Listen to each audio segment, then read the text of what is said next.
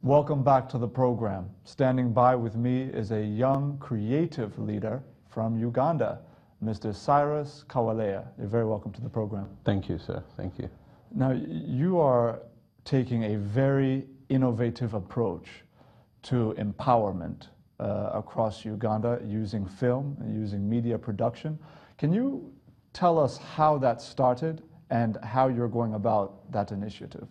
My background initially, obviously, is in media. I used to do photography, and then I moved on to do a lot of film production. And I came to the US in 2014 under, obviously, the Mandela Washington Fellowship Program, attended my university at UC Berkeley. And then when I went back to Uganda, I founded what we called the Young African Leaders Initiative Uganda chapter, and worked on it for a while in different projects and received grants to do a lot of empowerment. But when your background is in media, you sense that you have to go back where you come from. So over a year ago, we started what we call Film 256. 256 is a body of Ugandan film practitioners that I have known all my life working in the film industry. And I felt there was a need for them to make a meaningful contribution to our country. So we sat down, I brought them together, and I told them, let's formulate this body and receive grants and try to go to different communities and empower people.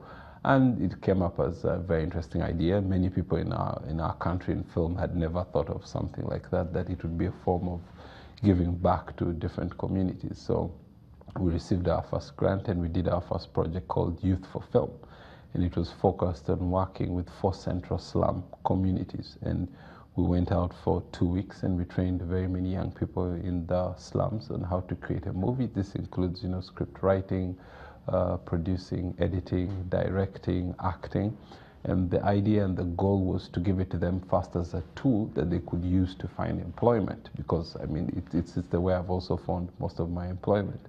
And then during the process of actually doing the project, it happened so that when we gave them these tools, these people were able to tell us what's actually happening in their communities, because the short movies they actually produced depict a lot of what was happening in their communities. And I found that to be very exciting and very empowering, because it was not the result I had kind of expected. I'd expected I'm going to empower you with skills and then you probably find a job. But here you are, you can actually tell a story. So I started to guide the organization to continue to take that trend that we find various topics and challenges in different parts of the country, and then we train people to be able to tell us through their story depending on the challenge that is happening. Let's say, for example, in northern Uganda, where we've been in Gulu, there's a conflict that had lasted for almost 16 years. So we chose the topic, conflict and resolution, and then we trained them and gave them the tools on how to use film, and they actually produced a movie that was talking about conflict and resolution. When you look at kind of the multifaceted challenges facing the average African youth, not just in Uganda, but pretty much in every country on the continent, what are some of those issues, vices, challenges, social ills that tended to kind of form a trend of storytelling amongst those that you empowered through film and media? One of obviously the biggest challenges we face as Uganda is lack of unemployment. It's one of the, I think, the biggest core pillar that keeps popping up. And obviously, as due to lack of unemployment, it has many other issues it breeds into. Then we find youth that are spending a lot of time in drugs. We find a lot of youth that are stealing, and it builds up into other different challenges. But that was one of the biggest challenges, and that's why we thought that it was important to actually give them these skills so that they could actually find meaningful employment. But what you also have to remember is many of us own production companies, and we were actually trying to find more people to employ. Most of the people that had actually come out of universities were so focused on theory. They didn't have the ability to use a camera. But my background is in being practical. So I thought, look, this is a skill that doesn't require you to have any form of degree or high level of education. It's something that anybody can take on, and that's the approach we gave it. Let's get youth to get employed, let's try and hire them. And it's been fun that many of them have gotten employment through us. What kind of challenges still stand in the way? Because, you know, when I think of, you know, media, as a media person, I know you got to have a camera, a tripod, you've got to have quite a bit of technology at the ready, you know, on hand to be able to execute. So what would you tell the young person that says, I have the skills, but I don't have the technology to really kind of advance my career path? Thank you. That's a very nice question and actually observation, and it's one of the things that has also, I would say, disturbed us a lot of recently.